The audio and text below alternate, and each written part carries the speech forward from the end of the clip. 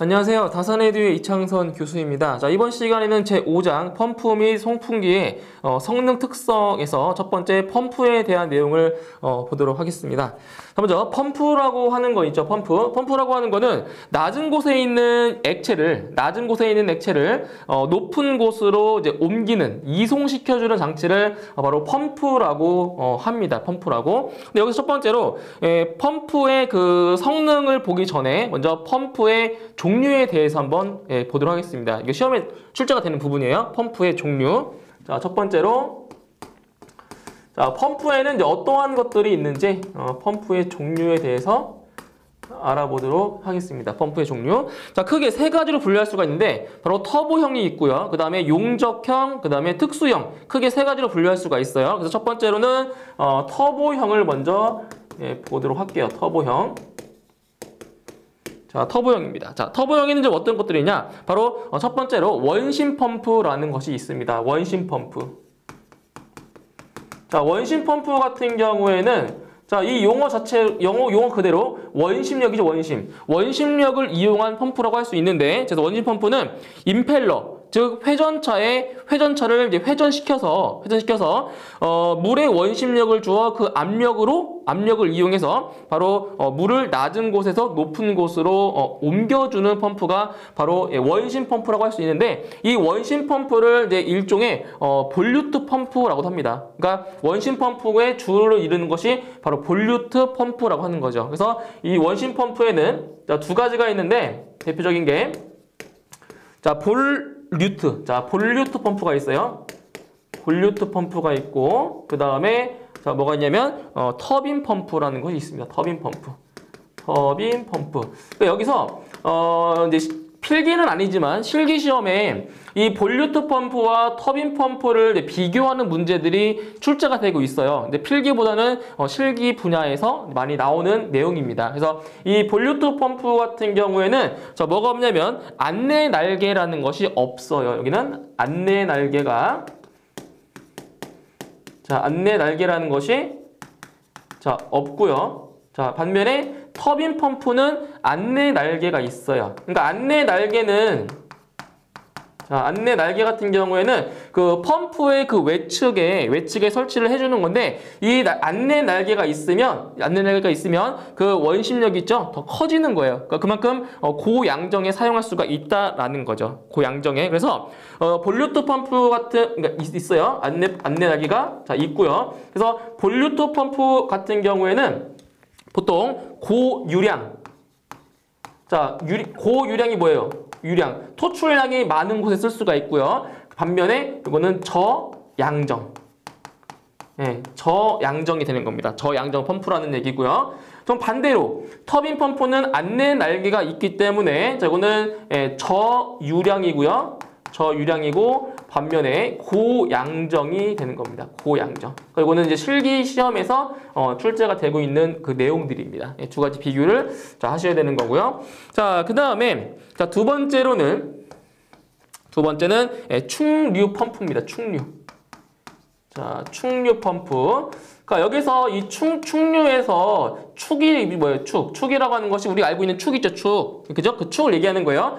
충류 펌프 같은 경우에는 원심 펌프는 뭐예요? 원심력을 이용한 거잖아요. 그죠? 근데 충류 펌프 같은 경우에는 뭐를 이용하는 거냐면 바로 추진력, 임펠러의 추진력을 이용한 펌프가 바로 충류 펌프입니다. 그래서 충류 펌프는 임펠러의 추진력에 의해서 유체를 가압해서 바로 물을 끌어올리는 그런 펌프가 바로 충류 펌프라고 할 수가 있습니다. 자, 그 다음에 세 번째로는 사류 펌프입니다. 사류. 자, 이 사류 펌프는 원심 펌프와 충류 펌프의 가장 좋은 특징들만 합쳐서, 장점들만 조합해서 만든 펌프가 바로 사류 펌프입니다. 그래서 사류 펌프 같은 경우에는 바로 그 임펠러의 원심력과 그리고 추진력을 이용해서 유체를 가압시켜서 물을 끌어올리는 펌프가 바로 사류 펌프라는 거예요. 그래서 이거는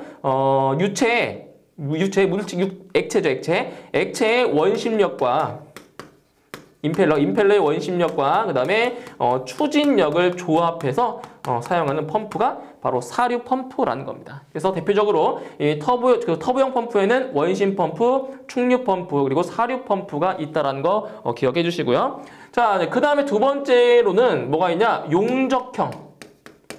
자, 용접형 펌프가 있는데 용접형 펌프에는 또 두 가지로 나눌 수가 있어요. 바로 회전식 펌프와 그리고 왕복식 펌프가 있습니다. 그래서 여기는 자, 먼저 왕복식 펌프라는 것이 있고요. 그 다음에 두 번째로 회전식 펌프가 있습니다. 자, 이거는 시험에 출제가 되고 있는 부분이에요. 용접형 이거 두 가지 잘 구분하셔야 됩니다. 그러니까 어떤 게 왕복식 펌프고 어떤 게 회전식 펌프인지를 잘 구분을 하셔야 돼요. 그래서 왕복식 펌프에는 이제 어떤 것들이 있냐면 대표적인 게 피스톤, 그죠? 피스톤 펌프가 있고요. 피스톤 펌프. 자, 펌프자 안 쓸게요. 자, 피스톤 펌프가 있고요. 그 다음에 플런지 펌프가 있어요. 플런지. 자, 이런 펌프의 그 용어를 기억하셔야 돼요. 플런지 펌프 있고요. 그 다음에 다이어프램 펌프가 있습니다. 다이어프램. 자, 펌프가 있는데, 그래서 여기서 피스톤 같은 경우는 왕복 운동에 의해서 바로 액체를 가압시키는 겁니다. 이게 바로 왕복식 펌프가 되는 거고요. 그 다음에 회전식 펌프는 뭐가 있냐면 대표적인 게 기어 펌프. 기어 같은 경우는 이렇게 기어 맞물려서 돌잖아요. 그쵸? 그래서 기어 펌프라는 것도 있고요. 기어 펌프. 회전식에는. 그 다음에 베인 펌프. 자, 베인 펌프가 있고요. 그 다음에 나사 돌잖아요. 그쵸? 나사 펌프가 있고요. 그 다음에 캠 펌프, 그리고 스크류 펌프. 대표적인 것도 이런 거 있어요. 스크류 펌프. 이렇게 해서 왕복식 펌프에 어떤 것들이 있고 회전식 펌프에 어떤 것들이 있는지 이 두 가지를 잘 구분하실 수가 있어야 됩니다. 있어야 돼요. 그 다음에 이제 마지막으로는 이제 어떤 게 있냐면 마지막으로 특수형. 자, 특수형 펌프가 있는데 이거는 뭐 시험에 나오진 않아요. 그래서 특수형 펌프에는 와류 펌프나 제트 펌프, 그 다음에 수격 펌프, 그리고 점성 펌프나 관성 펌프 이러한 것들이 있습니다. 그래서 중요한 거는 바로 이거예요. 용접형 펌프 중에서 왕복식 펌프와 회전식 펌프의 그 종류들을 잘 구분하시면 됩니다. 네, 이 정도로 알고 계시면 되고요. 자, 그다음 두 번째 펌프의 직렬 연결과 병렬 연결을 볼게요. 자, 이거 시험에 잘 나오는 부분입니다. 자, 펌프에 자, 직렬 연결과 그 다음에 병렬 연결이에요. 병렬 연결입니다. 자, 이건 뭐냐면 자, 펌프를 이제 같은 성능이에요. 같은 성능의 펌프를 자, 한번 처음에 직렬 연결이라고 하는 거는 어떻게 연결한 거냐면 자, 펌프를 이렇게 나란하게 이렇게 연결한 거 있죠. 이렇게 직렬로. 이게 바로 직렬 연결인 거고요. 그 다음에 병렬 연결인 경우에는 이제 펌프를 어떻게 한 거냐면은 펌프를 이렇게 동일한 성능의 펌프를 자, 이런 식으로 병렬로 연결한 겁니다. 그러니까 전기를 공부하신 분들은 좀 이해가 되실 거예요. 이게 직렬 연결, 병렬 연결인데 자, 이제 여기서 그러니까 뭐를 기억하셔야 되냐면은 자, 여기서는 자, 유량과 양정을 잘 보셔야 돼요. 먼저 직렬 연결인 경우에는 뭐냐? 직렬 연결인 경우에는 자, 여기는 자, 보세요. 유량 Q는 자, 변화가 없어요. 그러니까 하나를 이제 운전시켰을 때랑 두 개를 직렬로 운전시켰을 때랑 비교했을 때 유량은 변화가 없다라는 거예요. 변화가 없어요. 그런데 양정은 있죠, 양정.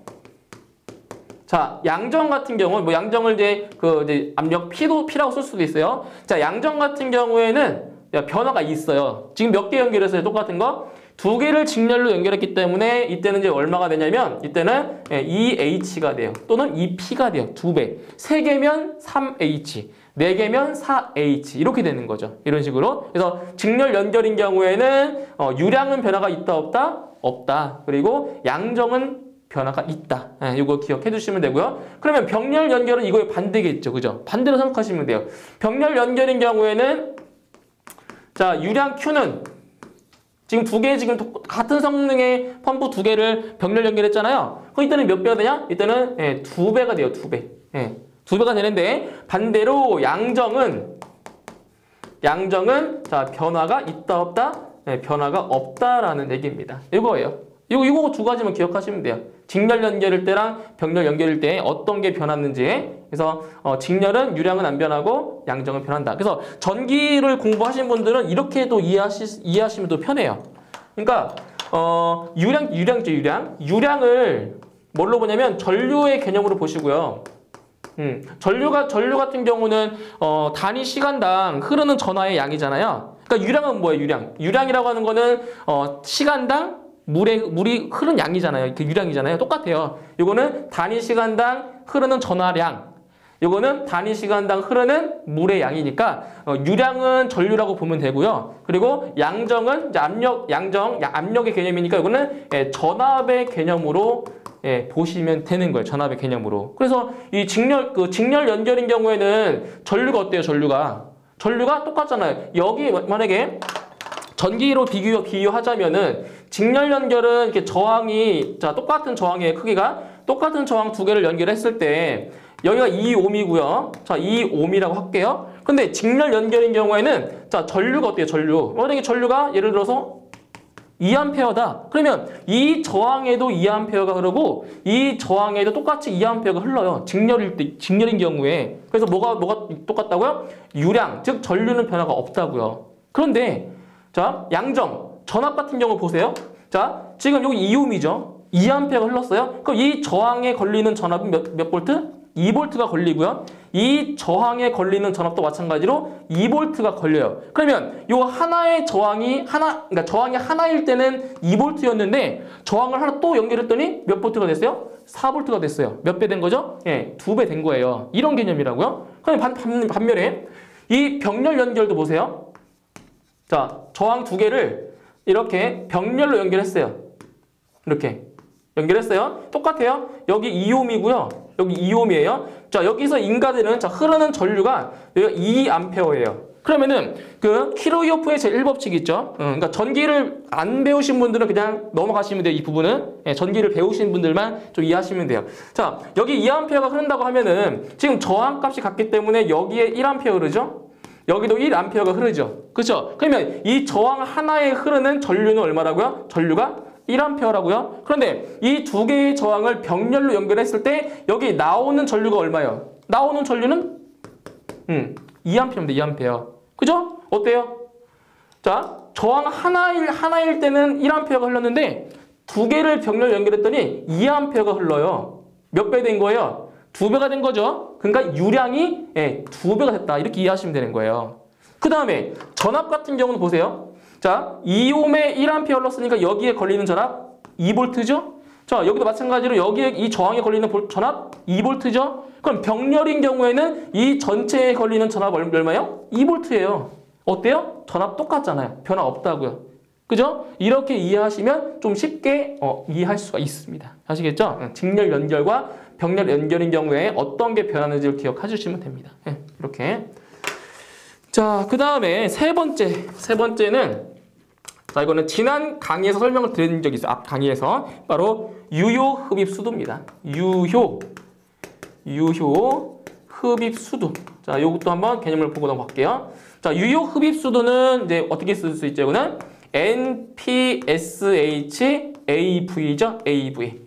available. 그래서 실제로 흡입할 수 있는 양입니다. 유효 흡입 수도라는 거는 NPSHAV예요. 자, 그럼 유효 흡입 수도는 뭐냐? 유효 흡입 수도는 자, 보세요.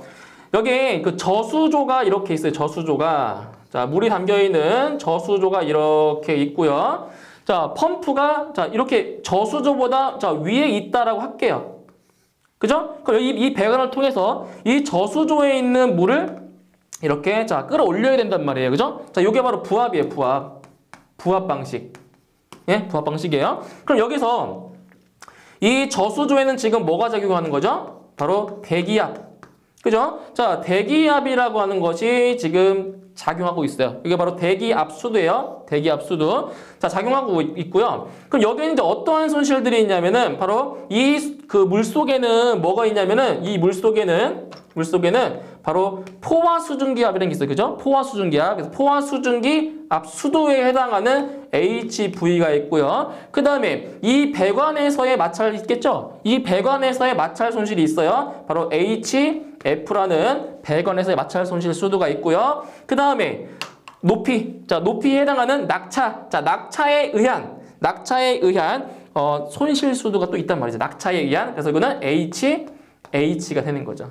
네? 낙차에 의한 손실이에요. 그래서 유효 흡입수도 NPSH AV는 뭐냐? AV는 바로 대기압 환산 수도에서 빼면 돼요. 뭘 빼준다? 바로 포화 증기압 수도 마이너스 관의 마찰 손실 수도, 그리고 여기는 플러스 마이너스예요. 뭐가요? 낙차에 의한 환산 수도는 플러스 마이너스인데, 자, 왜 그렇다고 했어요? 자, 지금 이거는 부합 방식이에요. 부합. 그러니까 펌프가 수조보다 위에 있을 경우에는 뭐라고? 이거는 흡입. 자, 부합인 경우에는 뭐라고요? 흡입. 그렇죠? 물을 흡입해야 되는 거잖아요.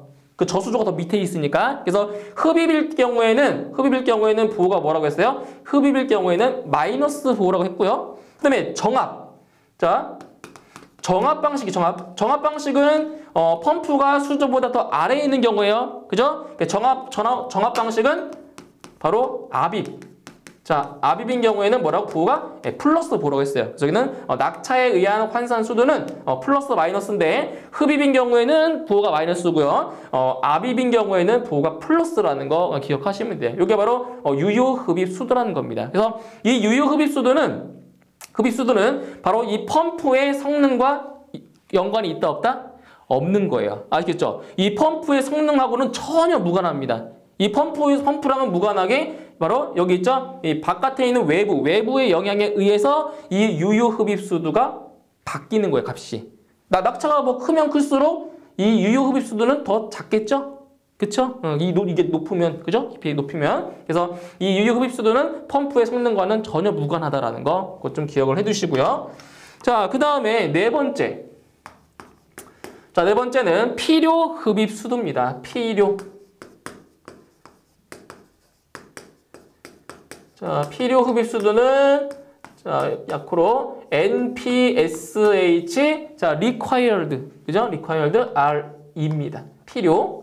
그래서 NPSHRE, 이거는 이제 필요 흡입 수도인데, 이 필요 흡입 수도 같은 경우에는 이거는 제조사마다 달라요. 그러니까 제조사에서 이 펌프를 설계를 어떻게 하느냐에 따라서 이 필요 흡입 수도는 값이 달라지는 겁니다. 그죠? 그래서 필요 흡입 수도는 일종의 진공을 만드는 능력이에요.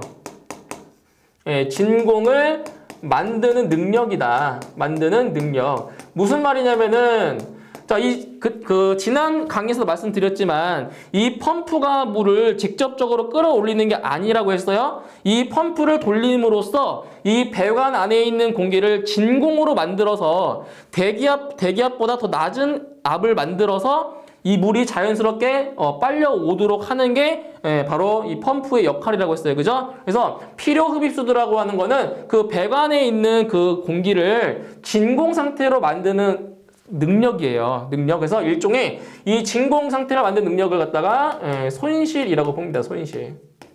손실이라고 불러요. 왜냐면 이 진공을 만드는 능력, 필요 흡입 수도를 눌러줘야 하는 힘이 필요하기 때문에 일종의 손실로 볼 수가 있습니다. 그래서 필요 흡입 수도. 그래서 이제 다음 강의에서 말씀을 드리겠지만, 이 유효 흡입 수도랑 필요 흡입 수도의 관계가 있어요. 이거에 따라서 이 값이 얼마냐에 따라서 바로 펌프의 이상 현상인 그 공동 현상이랑 관련이 있단 말이에요. 다음 강의에서 말씀드리겠지만, 자, 지금 미리 말씀드릴게요.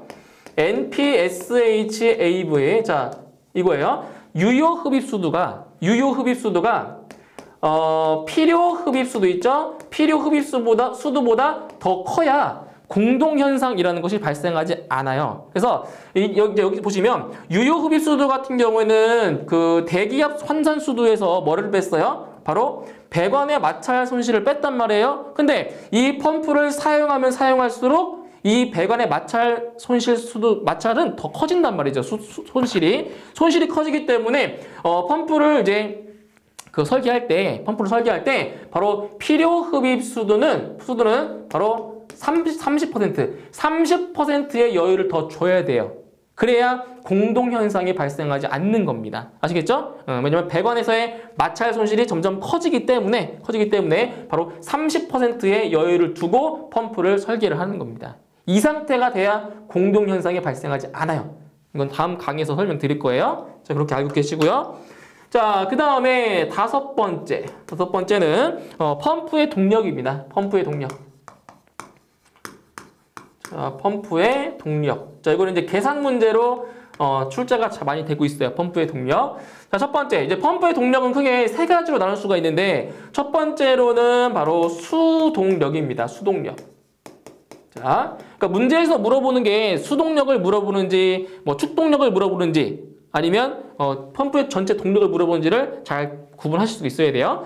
수동력. 자, 수동력 같은 경우에는 이제 순수한 동력이에요. 자, 순수한 동력으로, 자, 이거는 순수한 동력으로 뭐가 배제가 되냐면은 바로 펌프의 효율과 그 다음에 전달 계수가 전달 계수 값이 무시가 됩니다. 무시.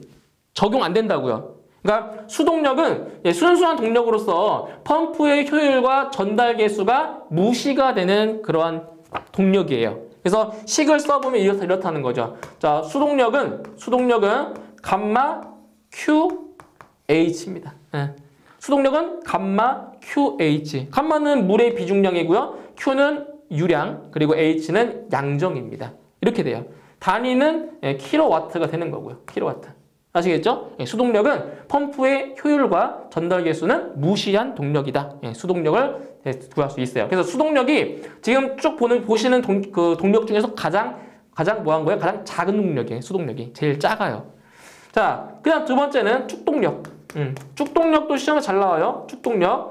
자, 축동력은 수동력에다가 있죠. 수동력에다가 펌프의 효율, 여기에다가 펌프의 효율을 고려한 동력이 축동력이에요. 그러니까 수동력 있죠. 수동력에다가 펌프의 효율만 적용시킨 게 뭐라고요? 축동력이라고. 축동력. 그럼 공식은 간단해지겠죠. 자, 축동력 P는 바로 이타분의 효율분의 감마 QH입니다. 이거예요. 그러니까 수동력에다가 펌프의 효율로 나눠주면 축동력이 되는 거예요. 이렇게 구분하시면 되고요. 자, 그 다음에 세 번째는 전동기 용량이죠. 전동기 용량 같은 경우에는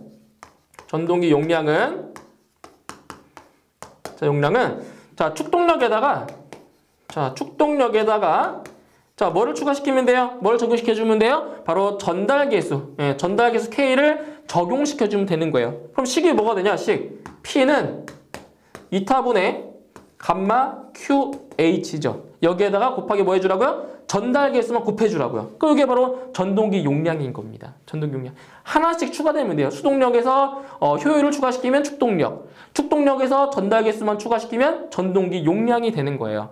아시겠죠? 자, 그 다음에 한 가지만 더 말씀을 드릴 건데요. 자, 여기서 이 감마라고 하는 건 뭐예요? 감마는 물의 비중량입니다. 그죠? 물의 비중량. 그래서 물의 비중량이 얼마냐면 9.8 kN/s 세제곱 미터고요. 그 다음에 여기서 이 유량 있죠, 유량. 이 유량의 단위는 뭐냐면 단위 세제곱 미터 per sec예요. 자, 무슨 말이 하고 싶은 거냐면, 자, 문제의 조건에서 유량의 단위가 있죠. 유량의 단위가 세제곱 미터 per sec면 이거이면 이 공식을 적용하세요. 이 공식을. 단위가. 자, 그런데 어떤 문제를 보면 유량의 단위가 초당이 아니라 분당으로 나올 때가 있어요. 세제곱미터 per 미닛으로 나올 때가 있어요. 자, 그런 경우에는 이 공식보다는 이거를 좀 적용시켜 주세요. 자, 어떤 공식이냐면 이타분의 0.163 QHK 이 공식을 적용하세요. 이거. 자, 이때는 요 Q 있죠, Q. 이 유량의 단위가 뭐냐면 세제곱미터 per 미닛이에요. 이렇게 돼요, 이렇게. 그럼 여기서 있죠. 이 0.163이라는 값이 어떻게 나온 거냐면 이 물의 비중량 있죠? 물의 비중량이 얼마였어요? 9.8kN/s 세제곱미터였잖아요. 그죠? 이 9.8을 자, 이 1분이 몇 초죠? 1분이 60초예요.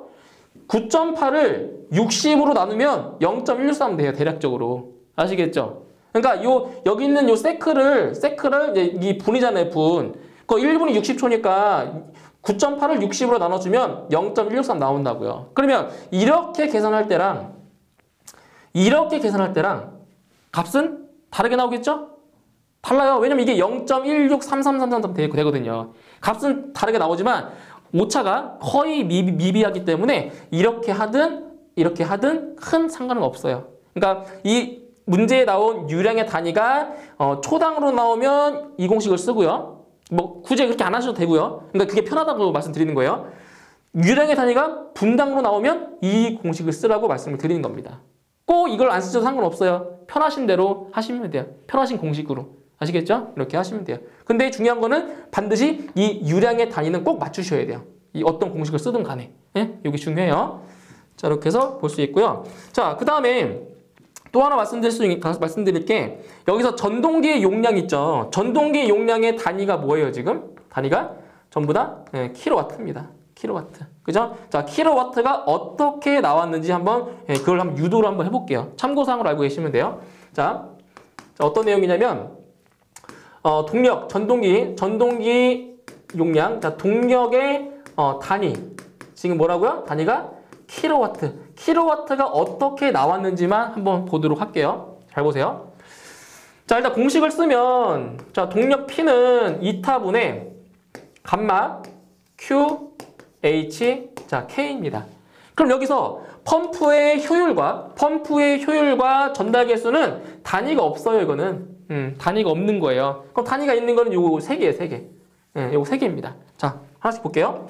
자, 감마는 물의 비중량이죠. 그럼 물의 비중량의 단위가 뭐라고요? 킬로뉴턴 퍼 세제곱미터입니다. 이건 비중량의 단위 쓴 거예요. 자, 곱하기 이거는 유량의 단위죠. 유량의 단위니까 세제곱미터 퍼 세크입니다. 이거예요. 자, 곱하기 H는 양정 단위가 뭐예요? 미터예요, 미터. 자, 이걸 계산해 볼게요. 뭐가 나오는지. 자, 이거는 킬로뉴턴 퍼 세제곱미터고요. 여기는 세제곱미터 퍼 세크고요. 여기는 미터입니다. 이렇게 됩니다. 그죠? 자, 계산해 볼게요. 자, 그러면 여기서 세제곱미터는 이렇게 약분이 돼버리고요. 그 남아있는 거를 쓰면 이렇게 되겠네요. 킬로뉴턴 곱하기 미터, 그죠? 곱하기 미터 퍼 세크예요. 이렇게 돼요. 그러면은 여기서 이 뉴턴미터가 뭐죠? 뉴턴미터. 이 뉴턴미터가 뭐예요? 뉴턴미터가 바로 줄입니다. 줄. 1줄. 그죠?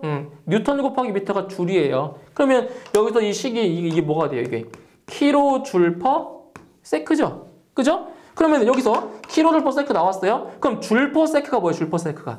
줄 퍼 세크가 이게 와트예요. 네? 이게 와트입니다. 와트. 그래서 전동기의 용량 있죠. 동력의 단위가 킬로와트가 나온 거예요. 이렇게 해서 킬로와트. 이게 와트니까. 아시겠죠? 이렇게 해서 킬로와트라는 단위가 나온 겁니다. 이거 참고상으로 알고 계시면 돼요.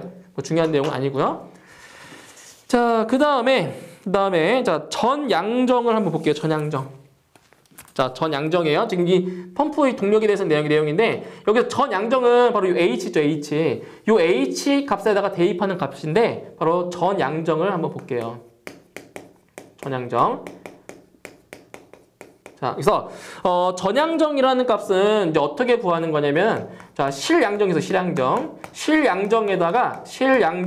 플러스 그다음에 배관이나 뭐 관 부속류 있겠죠. 배관이나 관 부속류에 마찰 손실수들을 더해요. 마찰 손실수들을 더하고요. 여기에다가 법정 토출압을 더해 주는 거예요. 법정 토출압 환산수도죠. 환산수도를 더해주는 겁니다. 이게 전양정이에요. 전체 양정. 그러면 여기서 자 실양정. 자 그럼 실양정이 뭐냐? 실양정이라고 하는 거는 잘 보세요. 자, 실양정이라고 하는 거는 자, 두 개를 합한 거예요. 뭐가 있냐면 자, 흡입양정과 그리고 토출양정을 더한 겁니다. 토출양정을. 자, 토출양정을 자, 더한 거예요. 그럼 여기서 흡입양정이 뭐고 토출양정은 뭐냐? 자, 보실게요. 자, 여기에 지금 수조가 이렇게 하나 있어요. 자, 수조에 이제 물이 있겠죠? 자, 여기 이제 관을 이용해서 여기 있는 물을 갖다가 자, 여기 이쪽 이 수조로 옮길 거예요. 예를 들어서 이 수조로 자, 옮긴다라고 한번 보세요. 이렇게 옮기고 싶어요. 그러면 이 상태로 놓으면 물이 올라가요, 안 올라가요? 안 올라가겠죠, 그죠? 그래서 여기 사이에다 뭘 설치해 주는 거예요? 여기에다가 뭘 설치해요? 바로 펌프. 자, 펌프를 갖다가 이렇게 설치를 하는 거예요. 그래서 펌프를 이용해서 요 관 안에 있는 공기를 진공 상태로 만들어서 바로 물을 이렇게 끌어올리는 그런 역할을 하는 거죠. 그렇죠? 그래서 이 흡입양정이라고 하는 거는 어디를 말하는 거냐면 지금 흡입측이죠. 이 수조의 그 표면, 자, 수면에서 이 펌프의 중심 있죠. 펌프의 중심까지의 이 수직거리를 바로 흡입양정이라고 해요. 여기를. 흡입양정이라고 하고요. 이 펌프에 의해서 자, 물이 이제 여기로 찼겠죠. 그죠? 일로 와서 옮겼단 말이에요. 그랬을 때 바로 여기 차는 자, 여기까지 올라오는 거예요. 자, 물이 올라왔어요. 바로 이쪽 있죠. 이 높이. 물이 올라간 높이 있죠? 물이 올라간 높이가 바로 토출양정이에요. 물이 올라간 높이가 토출양정이라는 거죠. 그래서 흡입양정과 토출양정을 더한 게 그게 뭐라고요? 실양정이에요. 실양정. 그래서 더 풀었으면은 이 토출양정이라고 하는 거는 펌프의 중심에서 있죠. 펌프의 중심에서 토출 쪽의 최상층에 있는 방수구, 물을 뿌리는 거 있죠. 방수구까지의 수직거리를 갖다가 토출양정이라고 하는 겁니다. 펌프의 중심에서부터 방수구까지의 높이, 수직거리가 바로 토출양정인데 흡입양정과 토출양정을 합해서 그게 바로 실양정이 나온다는 거죠. 실양정 됐어요. 그 다음에 마찰 손실 수도. 여기서 마찰 손실 수도는 흡입과 토출 측 배관. 자, 흡입 측과 토출 측 배관 있죠. 배관 내에서의 자, 물의 흐름에 의한 바로 마찰 손실 값을 수도로 환산시켜 놓은 것이 바로 마찰 손실 수도고요. 그 다음에 법정 토출압이라는 건 뭐냐면 이제 화재 안전 기준을 보시면은 이런 게 나와요. 자, 보세요. 옥내 소화전 설비 있죠. 옥내 소화전 설비는 법정 토출 압력이 얼마냐면 옥내 소화전은 0.17메가파스칼이에요. 법정 토출 압력. 그러니까 최소 0.17메가파스칼이 나와야 된다고요. 압력이. 그리고 스프링클러 같은 경우는 스프링클러 설비 같은 경우에는 법정 토출 압력이 0.1메가파스칼이에요. 압력이. 근데 이거를 이제 수도로 환산시키면 대략적으로 0.17메가파스칼은 17m에 해당이 되고요. 0.1메가파스칼은 바로 10m에 해당이 돼요. 이렇게. 그래서 이제 그 네 번째 과목에서도 이제 공부할 거지만 바로 옥내 소화전 설비에서의 법정 토출압 환산 수도가 17m고 스프링클러 설비에서는 얼마라고요? 10m라는 거죠. 최소의 압력이 이렇게 나와야 된다는 얘기예요. 이거도 더해주면 바로 전양정이 나온다는 겁니다. 전양정. 이 전양정을 바로 펌프의 동력 있죠. 동력 번요식 H에다가 바로 대입을 하는 거예요. 이게 전양정의 개념이에요. 자, 그 다음에 이제 여섯 번째. 자, 여섯 번째는 뭐예요? 팬, 송풍기예요. 팬의 동력. 팬이에요. 팬, 송풍기. 팬의 동력. 자, 앞에서 말씀드렸던 그 전동기 용량은 이제 물을 끌어올리는 데 필요한 자, 동력을 얘기하는 거고요. 여기서 이제 팬, 송풍기의 동력을 얘기하는 거는 뭐예요? 바람을 불어넣는 그러한 동력을 말하는 거예요. 공식이 다르겠죠. 그죠? 그래서 팬의 동력은 자, 102 곱하기 62타분의 PT 곱하기 자, Q가 됩니다. 이거예요. 102 곱하기 62타분의 PT 곱하기 Q입니다. 자, 이게 뭐라고요? 이게 팬의 동력인데 여기도 마찬가지로 뭐가 있어요? 바로 전달계수, 여유계수 K라는 값이 있습니다. 그래서 여기서 PT라는 값은 뭐냐면 PT라는 값은 바로 전압이에요. 전압. 그러니까 압력을 얘기해 주는 건데 이 전압의 단위가 뭐냐면 바로 미리 아쿠아 또는 미리 H2 수주. 요거의 단위가 바로 미리 아쿠아입니다. 미리 아쿠아. 그래서 Q는 뭐예요? Q는 풍량. 풍량이에요, 풍량. 그 단위가 세제곱미터 퍼 미닛입니다. 풍량. 세제곱미터 퍼 미닛 풍량이고요. 자, 102 곱하기 얼마? 60. 그리고 2타는 효율이 되겠고요. 그리고 K는 전달 개수입니다. 이게 바로 송풍기, 팬의 동력을 구하는 공식이에요. 뭐 많이 나오지는 않는데 그래도 이 공식 꼭 기억을 하고 계셔야 되는 내용입니다. 자, 그 다음에 7번째 내용 볼게요. 자, 7번째는 펌프의 상사법칙이에요. 자, 펌프의 상사법칙. 자, 여기도 출제 빈도가 좀 높은 부분이죠. 상사법칙. 자, 펌프의 상사법칙이라는 건 뭐냐면 이제 펌프를 이제 설계할 때 이제 어떠한 모형을 만들겠죠, 그죠? 모형을 만드는데 실제로 이제 펌프 크게 쓰는 펌프 같은 경우는 길이가 막 2m가 되는 그런 펌프를 만들 때도 있어요. 근데 그 2m 되는 거를 만들어서 테스트할 의미가 없잖아요, 그죠? 그래서 이 펌프의 그 성능 설계를 하기 위해서 자그마한 모형을 만들어서 그 큰 펌프를 예측할 수 있는 게 바로 이 펌프의 상사 법칙이라고 하는 건데, 요거의 기본 원리는 뭐가 있냐면은 이런 거예요. 자, 만약에 길이가 있죠, 길이가. 자, 길이가 2배가 되면 자, 넓이는 몇 배가 되죠, 넓이는? 자, 그러니까 이런 얘기예요. 자, 이런 뭐 정사각형이 있다고 했을 때 볼게요. 정사각형이 있다고 했을 때 길이가 2배가 돼 버리면 넓이는 얼마가 돼요? 넓이는 몇 배? 4배가 되는 거죠. 그렇죠? 넓이 4배가 돼요. 그러면은 부피는 몇 배가 돼요? 부피는 몇 배가 돼요? 부피는 만약에 이런 정육면체다. 자, 정육면체인데 한 변의 길이가 자 2배가 증가했다. 그러면은 부피는 몇 배가 되는 거예요? 부피는 8배.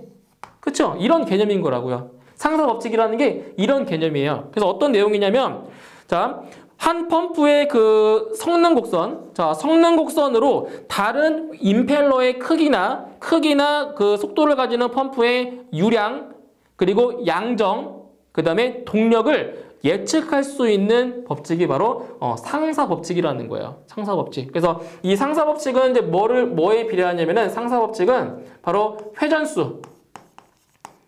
자, 회전수와 그 다음에 직경에 비례합니다. 비례해서 바로 뭐가 있다고요? 토출량, 그 다음에 양정, 그리고 동력, 요 3가지 사항에 대해서 상사 법칙이 성립을 한다라는 거예요. 그럼 공식을 좀 암기하셔야 되겠죠? 공식을. 자, 첫 번째 뭐가 있냐면, 자, 유량. 자, 토출량, 유량 똑같아요. 자, 유량 같은 경우에는 어떻게 되냐? Q1분의 Q2는 N1분의 N2 곱하기 D1분의 D2의 세제곱이 돼요. 그러니까 이렇게 보시면 돼요. Q1, N1, D1은 조그만 모형의 펌프라고 보시면 되고요. Q2, N2, D2는 이 모형을 가지고 좀 더 큰 펌프를 만들었다고 보시면 돼요. 큰 펌프를. 그래서 이 유량 같은 경우에는 바로 속도에 비례하고요. 회전수에 비례하고요. 그리고 직경의 몇 제곱? 직경의 세제곱에 비례한다는 거예요. 직경의 세제곱에 비례한다. 여기서 왜 이게 나왔냐면은, 자, 보세요. 이 지금 유량은 일종의 부피예요, 부피. 그죠? 최적이에요, 최적. 부피잖아요, 그죠?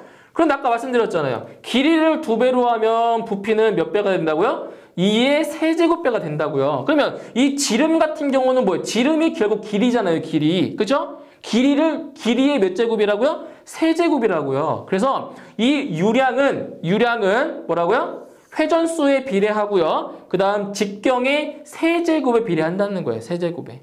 이게 바로 유량입니다. 유량. 됐죠? 유량이에요. 자, 그 다음 두 번째는 또 뭐가 성립하냐면은 양정이에요. 양정.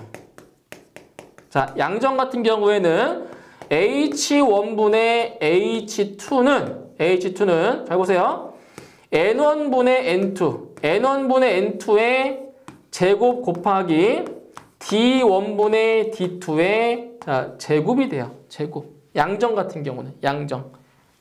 그래서 똑같아요. H1, N1, D1을 모형으로 보시고요. H2, N2, D2를 크게 더 확대시킨 펌프를 생각하시면 돼요. 그래서 이 양정 같은 경우에는 회전수의 제곱에 비례하고요. 그 다음에 직경의 제곱에 비례합니다. 아시겠죠? 그래서 양정은 회전수의 제곱에 비례하고요. 그 다음에 직경의 제곱에 비례한다. 이렇게 기억해 주시고요. 그 다음에 세 번째로는 동력이에요. 동력. 자, 동력은 L1분의 L2는